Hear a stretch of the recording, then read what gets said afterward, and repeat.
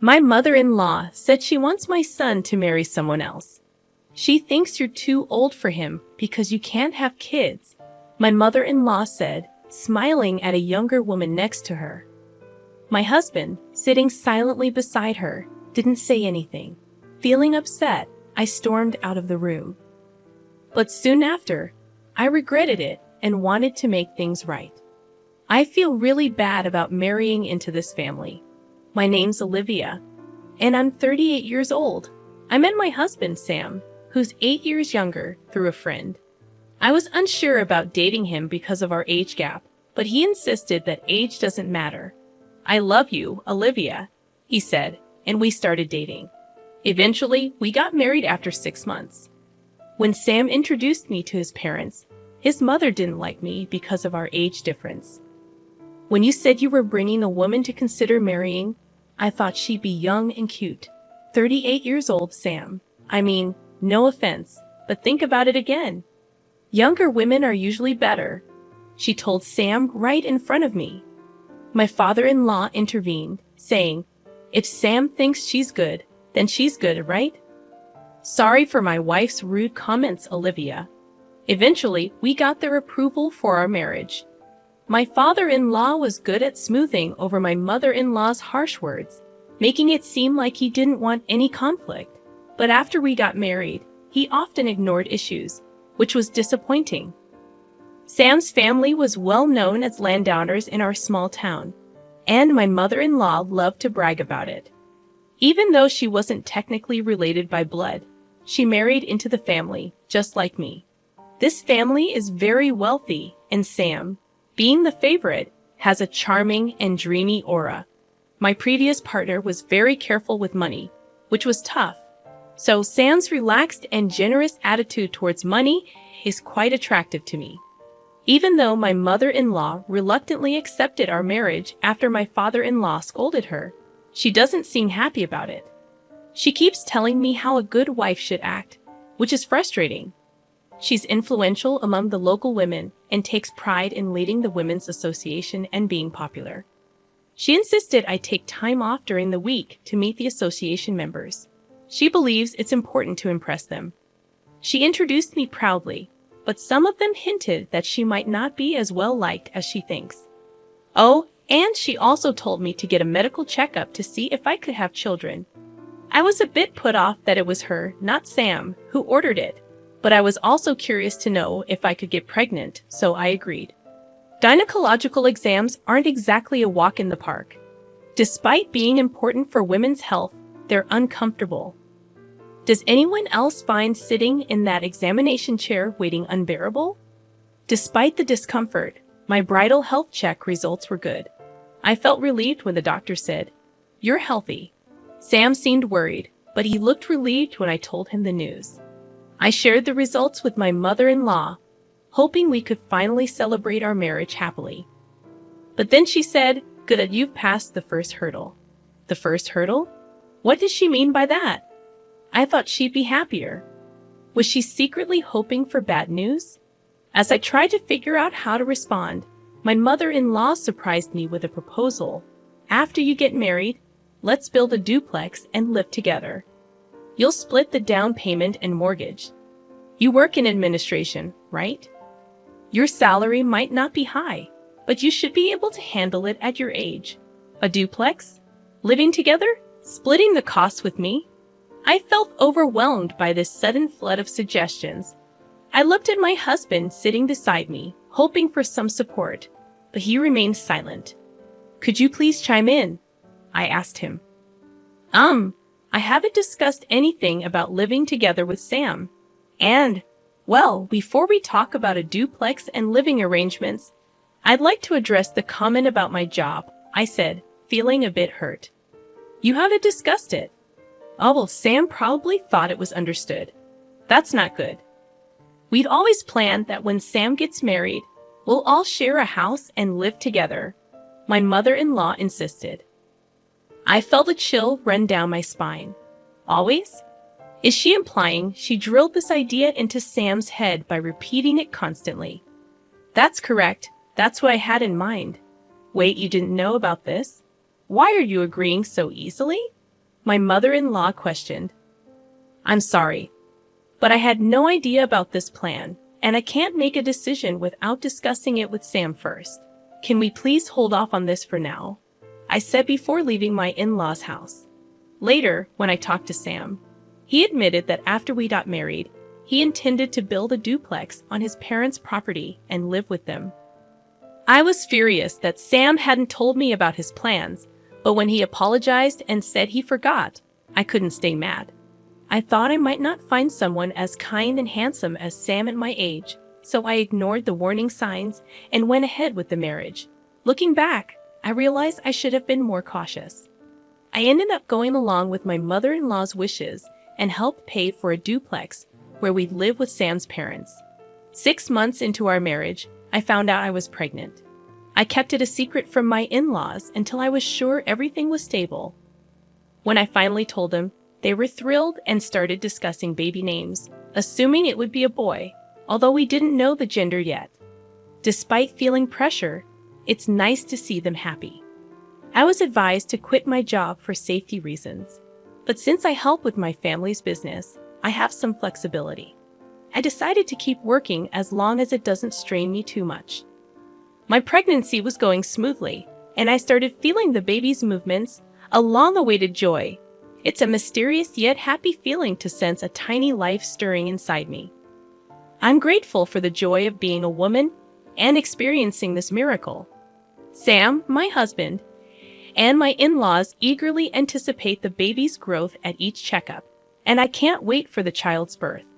I have a feeling that my relationship with my mother-in-law will improve once the baby arrives. One day, when everything seemed perfect, I noticed the baby's movements were weakening. I felt an indescribable anxiety and rushed to the hospital. The doctors gave me heartbreaking news. Something was wrong with the baby. Why? How? I was living normally. What did I do wrong? I was gripped with fear over the risks. I was hospitalized immediately, but despite the doctor's efforts, my child passed away. Just a few more months and I could have held my baby. Why did this happen so suddenly? It felt like just yesterday when the baby was moving so energetically inside me. Was it my fault? As I cried in sorrow, my husband's words pierced through my pain. How long will you cry? It's over now, isn't it? Crying won't bring the baby back. Stop crying. I was stunned. What was Sam saying? Our child had just passed away. Even though I was taken aback by this cold side of Sam I had never seen before, my shattered state of mind left me unable to speak. Then came the day I was discharged from the hospital. Sam didn't come to pick me up. I managed to force a smile and reassure the nurses who were concerned about me going home alone. When I arrived home in a taxi, Sam, my mother-in-law, and an unfamiliar woman greeted me. "Welcome back. It's a shame, isn't it?" said my mother-in-law with a strange smile. "Yes," I responded, taking a seat on the living room couch as suggested. The seating arrangement was strange, with my mother-in-law and the woman sitting across from me on a bench, and Sam sitting next to them, showing no effort to comfort me or make eye contact. As my mother-in-law spoke, my heart sank. "We've talked it over with Sam. Since you can't have children anymore, we don't see the point in keeping you as our daughter-in-law. We're thinking of having this other girl marry Sam instead." Hearing those words while still reeling from the shock of losing my baby, tears filled my eyes. But I refused to let myself break down. I had to stay strong, telling myself that crying would mean giving up. I kept my head down, unable to look up. Ignoring my distress, my mother-in-law continued heartlessly. "If you're willing to work and support our family instead of having children, we might consider letting you stay. What do you think? Can I count on you to take care of us if they leave me behind?" Confusion and disbelief washed over me. Without thinking, I looked at my husband for support. But when our eyes met, Sam quickly looked away. Beside him, a woman who seemed triumphant stared back at me. I remembered her as Sam's childhood friend, introduced to me at our wedding. Seeing that my husband wouldn't even meet my gaze, I realized he's not on my side. He won't help me. A chill ran down my spine, and strangely, my mind became clear. They must have discussed this during my hospitalization. They plan to replace me, the woman who can't have children, with a younger wife who can bear an heir. If I stay here, I'll only suffer. There's nothing for me here anymore. With newfound clarity, I addressed Sam. I understand where you stand.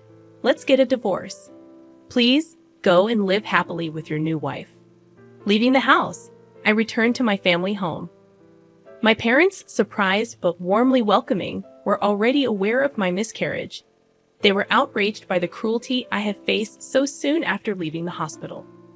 Their warm reaction was a relief after everything, and I ended up crying a lot that day. Exhausted from tears, I fell asleep.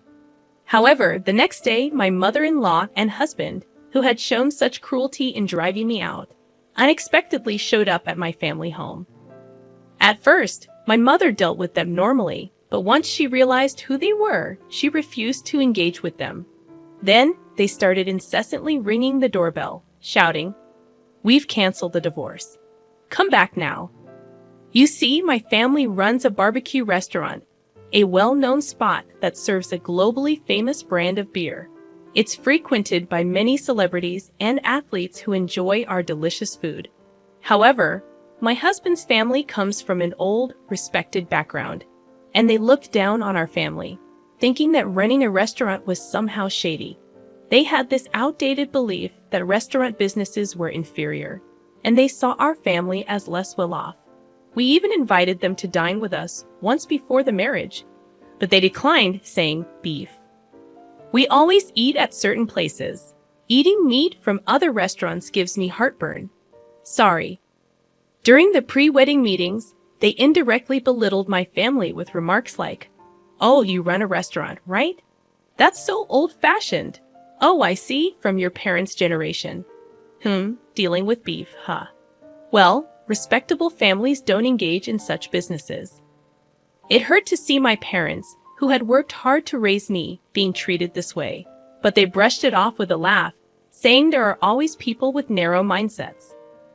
On the day I left after the divorce, my husband and mother-in-law happened to see our restaurant being featured on TV. Up until then, they had shown no interest and considered my family beneath them. But they panicked when they saw the restaurant described as running its own farm that produces top-quality beef, enjoying extreme popularity with meat exported worldwide, being highly successful and lucrative.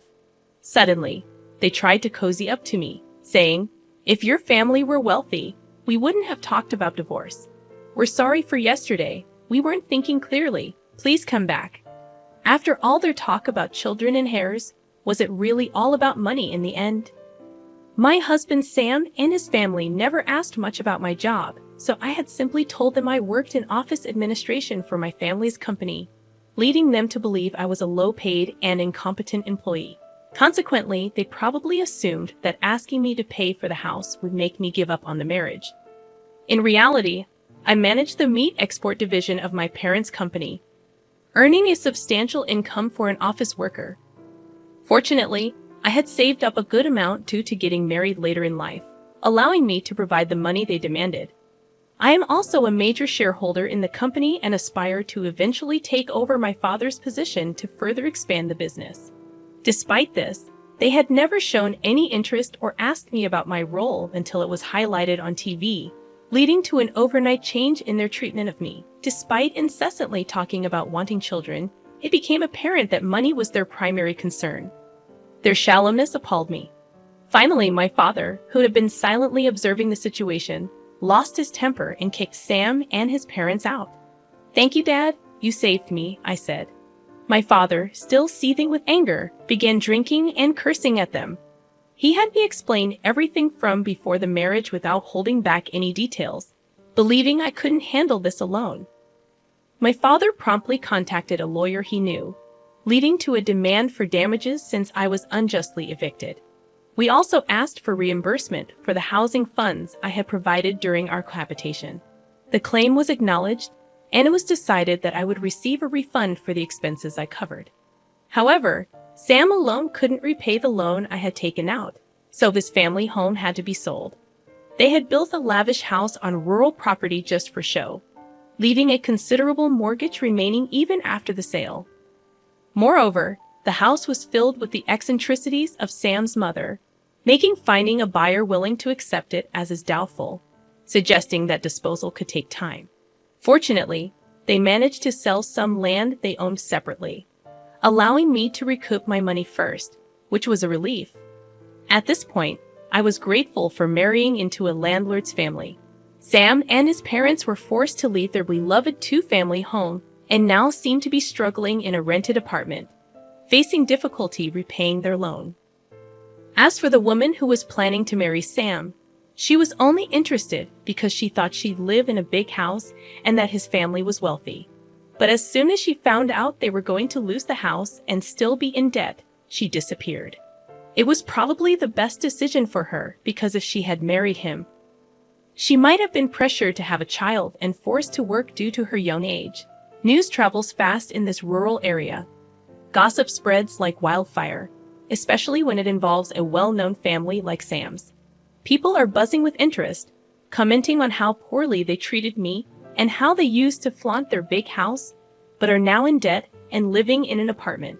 With both the wife and potential new wife gone, their family line might end with this generation. It's incredible how accurate the rumors are and makes you wonder who's been watching all this. The power of a rural network is quite something.